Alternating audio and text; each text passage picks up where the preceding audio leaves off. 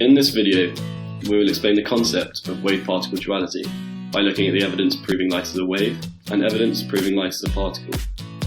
Let's go back to a brief history of light. Romer said light has a finite speed, but what is it? 2 years later, Fusions claimed light is a wave. However, Isaac Newton claimed light is a particle. Thomas Young then carried out an experiment called the Young's double slit, which we'll explain in detail later. Kirchhoff rejected the idea that light is a wave, and Planck proposed the idea of a photon, which is light energy in discrete units. And then Einstein said if waves have momentum and particles have momentum, then light must have momentum. Compton thought, well, let's treat light as a particle then, and came up with the scattering experiment. Wave-particle duality is the phenomenon where waves can exhibit particle-like properties and vice versa. This can only be shown using quantum physics, which is a theoretical basis of modern physics that explains the nature and behaviour of matter and energy on the atomic and subatomic level. Let's look at the wave model of light using Young's double slit experiment. When light of a single wavelength, known as monochromatic light, enters the double slit, we tend to see constructive and destructive interference. Let's look at the experiment in detail. As you can see from this animation, the screen shows a pattern due to interference between the two waves coming out of each slit. So what do we observe on the screen? Well, if I was to plot a graph intensity against time, we would see a peak in the intensity at the points corresponding to a bright fringe. These would be areas of constructive interference. For regions where there are dark fringes, hence zero intensity areas, there will be a destructive interference taking place.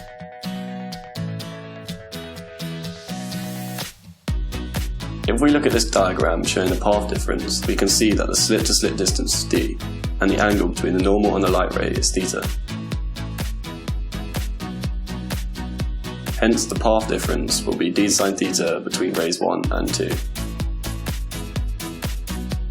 The condition for constructive interference occurs when the path difference between rays 1 and rays 2 is an integer number of wavelengths.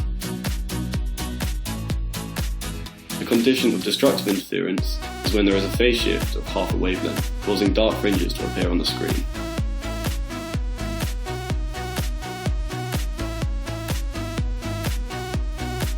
So we have talked about the wave nature of light, but what about the evidence for the particle nature of light? The photoelectric effect provides evidence for this. When light shines on the metal filament connected in a circuit, we can measure a current flowing on the emitter, even though the circuit is not completely connected. This can only be explained by photons knocking electrons off the filament, causing them to tunnel to the collector plate, hence flowing current.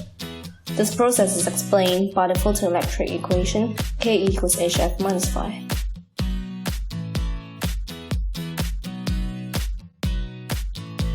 Here, light of different colors with different wavelengths are directed on the sodium metal. The number of electrons being knocked off depends on the wavelength of the photons.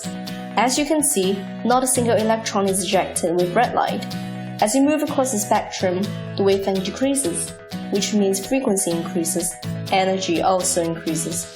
Now the photons have sufficient energy to cause more photoelectrons to emit from the metal filament. That means there is a threshold frequency at which photons can knock off electrons, depending on the type of metal. Looking at the Einstein's photoelectric equation again, K equals HF minus phi. K is the kinetic energy, HF is the total energy of a photon. But what is phi? Phi is known as the work function, which is the minimum energy required to knock an electron off an atom from the metal filament. If we plot a graph of kinetic energy against frequency, we see that the kinetic energy is zero when the frequency of the photons is below a threshold frequency, F0. So the work function at this point is equal to the Planck's constant multiplied by the threshold frequency. Here's an example of the application of the photoelectric effect.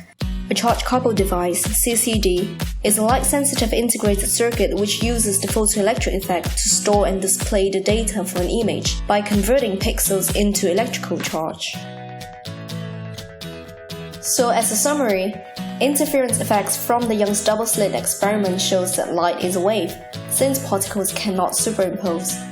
But the results from the photoelectric effect provides evidence for the particle nature. Hence, light has to behave as both a wave and a particle. This is the conclusion physicists can come to after looking at all these evidences supporting wave and particle theories for centuries.